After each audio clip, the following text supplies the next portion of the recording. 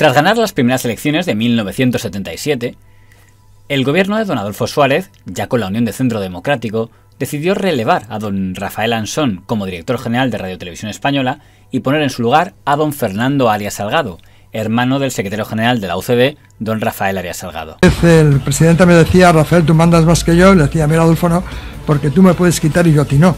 Es la alineación que comentaba. La Azcona tenía 26 años y era un poco el niño mimado. Eduardo Sotillos le daba seriedad, profundidad para la gente. Pedro Macía era el que decía por las noches a última hora lo que el franquismo más o menos quería oír para que no parecieran que se había hecho una ruptura. Y Miguel Ángel Gonzalo en la segunda cadena estaba con los hippies, por decirlo de alguna manera. El más progre. Pero sobre todo, lo importante es que cada uno de ellos decía lo que quería. Señoras y señores, muy buenas tardes a todos. Hace unos minutos se firmaron los acuerdos de la Moncloa y muchos de ustedes habrán podido seguir el acto de la firma por esta misma pantalla de televisión, el punto final de una larga y compleja negociación. ¿Estamos todos de acuerdo en el texto que se ha repartido? Procedemos entonces a la firma. Estamos viendo en estos momentos imágenes con la sanidad, etcétera. Toda la negociación es un conjunto armónico y nosotros exigiremos que se cumplan desde el principio hasta el fin todas las medidas a cuyo compromiso hemos llegado.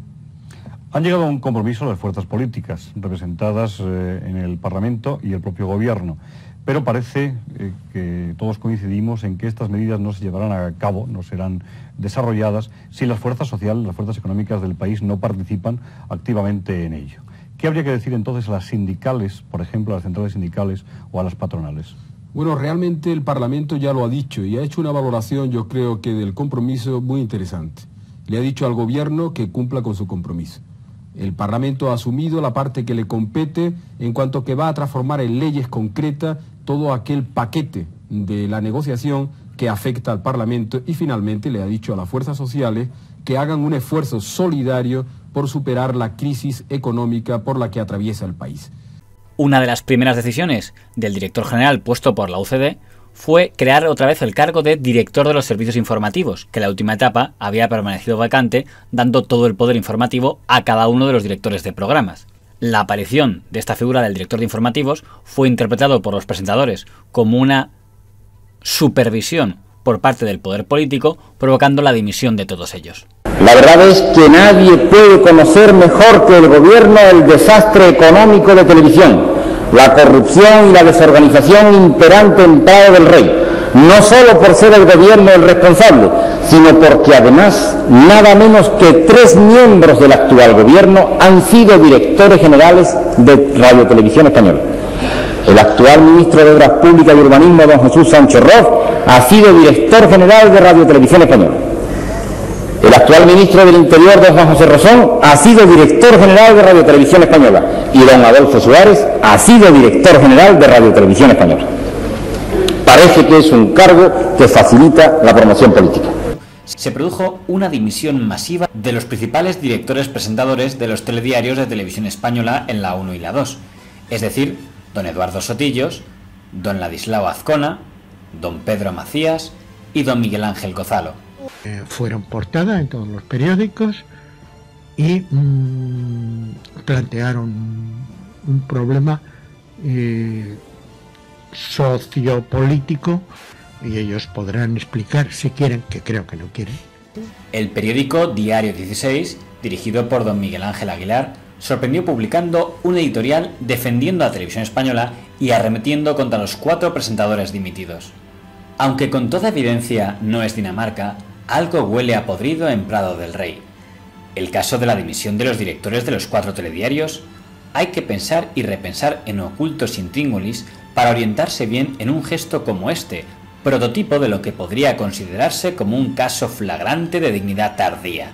En efecto, ¿cómo se entiende esta fulminante dimisión tras largos años de acatamiento? Denunciar a estas alturas incompetencias o razones de vinculación personal en la política de nombramientos que sigue RTVE de manera crónica, solo cuando no favorece a los denunciantes, nos parece poco serio para profesionales como los recién dimisionarios señores Sotillos, Macía, Azcona y Gonzalo. Se daba la circunstancia de que el propietario de Diario 16, don Juan Tomás de Salas, acababa de ser nombrado miembro del Consejo Rector de Televisión Española. Hubo un intento de manipulación de un artículo a propósito de Televisión Española, sí. Entonces era, sobre todo, el diario lo dirigía Miguel Ángel Aguilar y estaba de empresario Juan Tomás de Salas. Uno de los 4 presentadores dimitidos, don Eduardo Sotillos, mandó una carta de réplica a Diario 16, pero ante la negativa de este periódico de publicarla, tuvo que hacerla pública a través de la revista Interview. Querido director, tener a don Juan Tomás de Salas, presidente del Consejo de Administración de tu empresa, en el Consejo Rector de Radio Televisión Española como miembro designado por el Gobierno, no debería obligarte a tanto como a admitir la publicación del editorial del pasado 28 de enero. No es tampoco como para dimitir, claro, pero a lo mejor unos cuantos goles más de este estilo te fuerzan un día a presentar tu renuncia, aunque entonces sea un caso de dignidad tardía. Nuestra carta de dimisión, a la que no puso ningún reparo de forma y fondo el propio director general de RTV al entregársela personalmente, no encierra otro oscuro intríngulis que el de renunciar a un puesto bien remunerado, brillante a pesar de todo y codiciado por demasiados intereses, y se debe solo a que las competencias de estos puestos quedan sensiblemente reducidas por el nuevo organigrama de los servicios informativos de RTV.